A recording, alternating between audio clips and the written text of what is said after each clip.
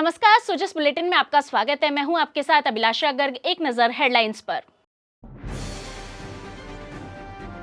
मुख्यमंत्री श्री भजनलाल शर्मा ने की rising Rajasthan global investment summit 2024 के दौरान हस्ताक्षरित निवेश प्रस्तावों के कार्यान्वयन की प्रगति की समीक्षा। 1000 करोड़ रुपए से अधिक के निवेश एमओयू पर किया ध्यान केंद्रित।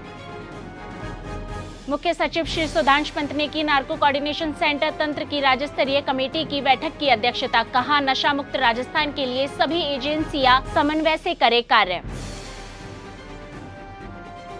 लक्ष्य अंत्योदय, पथ अंत्योदय, प्रण अंत्योदय के संकल्प पथ पर अग्रसर राजस्थान सरकार। अन्नपूर्णा रसोई योजना में गरीब और जरूरतमंद लोगों को मात्र 8 रुपए में मिल रहा है भरपेट भोजन। मुख्यमंत्री श्री भजनलाल शर्मा ने आज मुख्यमंत्री निवास पर rising Rajasthan global investment summit 2024 में संपन्न हुए 1000 करोड़ रुपए से अधिक के समझौता ज्ञापनों के संबंध में अधिकारियों के साथ समीक्षा बैठक ली। मुख्यमंत्री ने बैठक में 1000 करोड़ रुपए से अधिक के निवेश एमओयू पर ध्यान केंद्रित किया। मुख्यमंत्री ने संबंधित अधिकारियों को निवेशकों के साथ संवाद स्थापित करने, साइट विजिट की सुविधा प्रदान करने और चिन्हित भूमि पार्सल के आवंटन के लिए एक स्पष्ट रूपरेखा तैयार करने के लिए निर्देशित किया। इस अवसर पर उपस्थित अधिकारियों को निवेश प्रस्तावों के त्वरित क्रियान्वयन, समयबद्ध अनुवर्ती कार्यवाही एवं निवेशकों से निरंतर संवाद बनाए रखने के लिए निर्देशित किया। लक्ष्य अंत्योदय, पथ अंत्योदय, प्रण अंत्योदय के संकल्प पथ पर राजस्थान सरकार निरंतर अग्रसर है। मुख्यमंत्री श्री भजनलाल शर्मा ने कहा कि प्रधानमंत्री श्री नरेंद्र मोदी ने 4 जातियां बताई है। हमारा लक्ष्य किसानों, युवाओं, महिलाओं एवं गरीबों का उत्थान करना है तथा अंतिम पंक्ति के व्यक्ति को योजनाओं का लाभ पहुंचाना है। उन्होंने कहा कि अन्नपूर्णा रसोई योजना में गरीब और जरूरतमंद लोगों को भरपेट भोजन मात्र 8 रुपए में उपलब्ध करवाया जा रहा है। भोजन थाली में मात्रात्मक और गुणात्मक सुधार करते हुए इसमें मिलेट्स को भी शामिल किया गया है। मुख्यमंत्री श्री भजनलाल शर्मा ने आज सनातन आस्था के महापर्व माघ पूर्णिमा की प्रदेशवासियों और समस्त श्रद्धालुओं को हार्दिक बधाई और शुभकामनाएं दी है। उन्होंने कहा कि प्रभु की कृपा से यह पावन दिवस आप सभी के जीवन को सुख, समृद्धि और आरोग्यता के अमृत से अभिसिंचित करे। चराचर जगत का कल्याण हो, मेरी यही प्रार्थना है। राज्यपाल श्री हरिभाऊ बागड़े ने आज अयोध्या पहुंचकर परिजनों सहित भगवान श्री राम लला के दर्शन किए।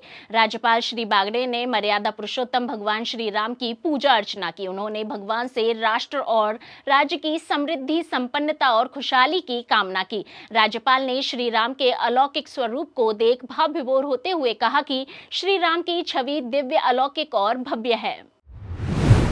उप मुख्यमंत्री दिया कुमारी की अध्यक्षता में आज पर्यटन भवन में अहम बैठक का आयोजन किया गया, जिसमें दिया कुमारी ने कहा कि नई पर्यटन नीति लाई जा रही है। उन्होंने कहा कि राजस्थानी कल्चर, राजस्थानी डेकोरेशन को इसमें महत्वपूर्ण रूप से शामिल किया जाएगा। उन्होंने कहा कि पर्यटन नीति प्रदेश में जल्द ही लागू की जाएगी। राजस्थान में इस साल कई बड़े इवेंट होने जा रहे हैं जो पर्यटन के लिहाज से प्रदेश को दुनिया के नक्शे पर ला देंगे। इनमें सीतापुर स्थित जेईसीसी में इसी साल 8 और 9 मार्च को होने जा रहे international Indian film academy IIFA award समारोह को भी शामिल किया गया है। दिया कुमारी ने कहा कि फिल्म पॉलिसी को भी आईफा अवार्ड्स के दौरान लॉन्च किया जाएगा। ऐसे में नई पर्यटन नीति में प्रदेश को शूटिंग डेस्टिनेशन के तौर पर विकसित करने जैसे कई बड़े फैसले भी लिए जाएंगे। कि अननोन वेन्यूज हैं, अननोन डेस्टिनेशंस हैं, ताकि उनके बारे में भी प्रचार प्रसार हो। एक फिल्म शूटिंग से क्या होता है, कोई फिल्म बनती है या ओटीटी प्लेटफॉर्म में सीरीज बनती है तो वो उस जगह के बारे में बहुत अच्छी पब्लिसिटी होती है। ऐसे बहुत सारे डेस्टिनेशंस हैं ग्लोबली जिनके बारे में मूवीज या सीरीज शूट हुई है और उसके बाद वो इतने फेमस हो गए हैं कि सब लोग वहां जाना चाहते हैं। तो हम लोग भी कोशिश करेंगे कि via film medium, film shootings के माध्यम से हमारे राजस्थान के टूरिज्म का भी प्रचार प्रसार हो। और इसीलिए आईफा अवार्ड्स, जो कि इंटरनेशनल अवार्ड सेरेमनी है, अवार्ड्स हैं, वो राजस्थान में होने जा रहे हैं। दूसरी बार भारत में होने जा रहे हैं, इससे पहले मुंबई में हुए थे। तो वो भी एक बहुत बड़ा एक माध्यम होगा राजस्थान को प्रमोट करने का। उस अवार्ड सेरेमनी के दौरान हम लोग कोशिश करेंगे कि हमारे भी जो कल्चरल आर्टिस्ट हैं, जो हमारे लोक कलाकार हैं, जो हमारे कलाकार हैं, उनको भी प्लेटफॉर्म मिले कि वो भी अपने वहां पर डांसेस करें, अपने परफॉर्मेंसेस करें, ताकि उनको भी एक ग्लोबल प्लेटफॉर्म मिलेगा। क्योंकि ये जो प्रसारण होगा इस शो का, वो पूरे वर्ल्ड में होगा। तो हमको एक बहुत बड़ा एक प्लेटफॉर्म मिलेगा, एक जरिया मिलेगा जिसमें हम राजस्थान को शोकेस करेंगे, राजस्थान के आर्ट कल्चर को शोकेस करेंगे, हेरिटेज को शोकेस करेंगे और हमारे पूरे राजस्थान को कि भाई ये राजस्थान है, यहाँ आइए, पधारो हमारे देश। मुख्य सचिव श्री सुधांश पंत ने कल शासन सचिवालय में नार्को कोऑर्डिनेशन सेंटर तंत्र की राज्य स्तरीय कमेटी की बैठक की अध्यक्षता की।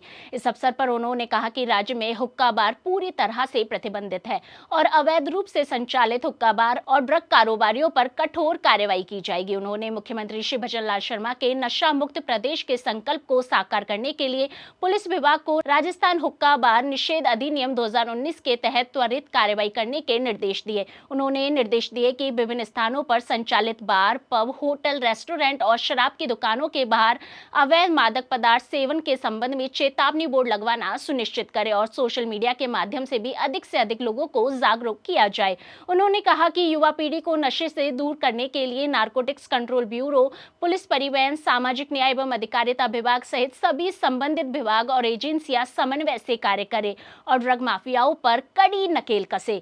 इसके लिए जिला स्तर पर नियमित रूप से टास्क फोर्स की बैठकें आयोजित करने का निर्देश भी दिया गया। मुख्य सचिव ने चिकित्सा विभाग, पुलिस और एनसीबी द्वारा संयुक्त अभियान चलाकर अवैध रूप से बिना चिकित्सकीय परामर्श के एच श्रेणी के ड्रग्स, अवैध दवाइयों एवं मादक पदार्थ बेचने वाले मेडिकल स्टोर्स पर कड़ी कार्रवाई करने के निर्देश दिए। उन्होंने कहा कि सभी संबंधित विभाग और ड्रग लॉ इन्फोर्समेंट एजेंसियां मिलकर प्रदेश को नशा मुक्त बनाने की दिशा में कार्य करें। उन्होंने सीमावर्ती जिलों में सघन नाकाबंदी कर नशीले पदार्थों और उनके निर्माण में काम आने वाले रसायनों की तस्करी पर पूर्णतः प्रतिबंध लगाने के भी निर्देश दिए। श्री पंत ने समाचार पत्रों, विभिन्न प्रचार और संचार माध्यमों के जरिए नशे की रोकथाम के लिए आमजन को जागरूक करने के लिए सूचना एवं जनसंपर्क विभाग एवं सभी शैक्षणिक संस्थाओं में विद्यार्थियों को नशे की लत से दूर रहने के लिए ई प्रतिज्ञा दिलाने के निर्देश शिक्षा विभाग के अधिकारियों को दिए। उन्होंने निजी नशा मुक्ति केंद्रों की प्रभावी मॉनिटरिंग के भी निर्देश दिए। पशुपालन, गोपालन और डेयरी मंत्री श्री जोराराम कुमावत ने आज राजस्थान पशुधन विकास बोर्ड के सभागार में राष्ट्रीय गोकुल मिशन के अंतर्गत 13 जिलों में तरल नत्रजन भंडारण के लिए 3000 लीटर के साइलो का वर्चुअल लोकार्पण किया। उन्होंने बताया कि तरल नत्रजन पशु नस्ल सुधार के लिए किए जाने वाले कृत्रिम गर्भाधान में काम आता है। तरल नत्रजन की भंडारण की व्यवस्था को सुदृढ़ बनाए रखने के लिए राज्य के 16 जिलों में 3-3000 लीटर क्षमता के वर्टिकल साइलो पूर्व में स्थापित किए जा चुके हैं। इस तरह अब राज्य के 29 जिलों में वर्टिकल साइलो की स्थापना हो जाने से तरल नत्रजन भंडारण की कुल क्षमता 93,000 लीटर हो गई है। जयपुर और उदयपुर के साइलो की क्षमता 6,000 लीटर की है।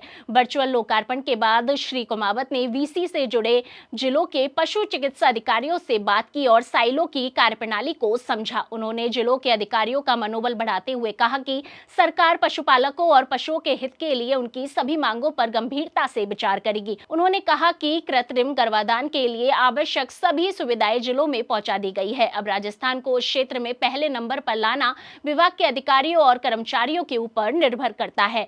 इस अवसर पर पशुपालन मंत्री ने जयपुर जिले के मैत्री कार्यकर्ताओं को AI किट का वितरण भी किया। उन्होंने मैत्री कार्यकर्ताओं को निर्देश दिया कि वे पूरी निष्ठा और मेहनत से काम करें और कृत्रिम गर्भाधान में राजस्थान को देश में पहला स्थान दिलाने में अपनी महत्वपूर्ण भूमिका निभाए। मंत्री ने कहा कि प्रधानमंत्री श्री नरेंद्र मोदी के संवेदनशील मार्गदर्शन और मुख्यमंत्री श्री भजनलाल शर्मा के कुशल नेतृत्व में प्रदेश सरकार पशुओं के कल्याण के प्रति समर्पित होकर काम कर रही है।